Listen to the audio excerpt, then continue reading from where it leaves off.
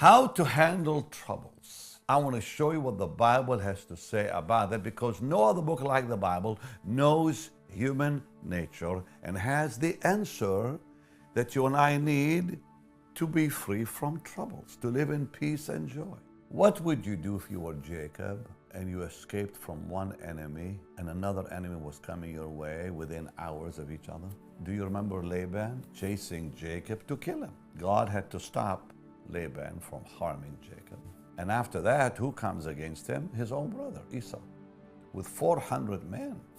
He wasn't exactly coming to say, hello, how you doing? He came with hostility in his heart. Now, the Lord had said to Jacob, he said, go back to Bethel. But he doesn't obey God. Instead, he goes to Shechem. And when he gets to Shechem, his girl, Dinah, was raped by the prince of that area. Later, we find out that his children begin to serve false gods. That's all in the Bible. And the Lord has to come back to say, please go to Bethel. This is where I want you to go. Because he didn't listen to God. He went to the wrong place, gets in trouble. So often people are in trouble because they're not in the place where God wants them. He would not have had a problem with his own daughter getting raped had he gone to Bethel. He would not have had a problem with his children looking to false gods had he been in Bethel. Finally, he had to wake up and say, you know what, let's go to Bethel where we should be in the first place, and let's take all those gods and all the earrings. And he buried all that and kept it in Shechem.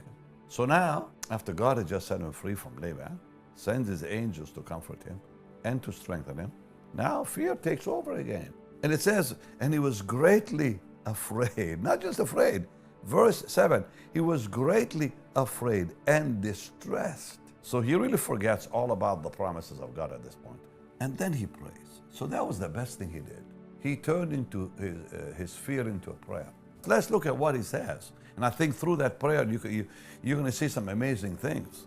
He said, O God of my father Abraham, God of my father Isaac, the Lord which said to me, return to your country, to your kindred, and I will deal well with you. So I think the first thing we have to do is remember the covenant we have with God and call upon the Lord who made that covenant with us. But look what was the second thing that Jacob says. This is verse 10. I'm not worthy of the least of your mercies, of all the truth which you have showed to your servant. Here he acknowledged his own weakness, his utter lack of strength.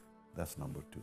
And now he makes his request. He says, deliver me, verse 11, deliver me, I pray thee, from the hand of my brother, from the hand of Esau, because I fear him, lest he will come and smite me and kill us all. He makes his request. But then he throws himself on the promise. He said, Lord, you said, verse 12, Lord, you said, I will surely do thee good. I will make your seed as the sand of the sea, which cannot be numbered for multitudes.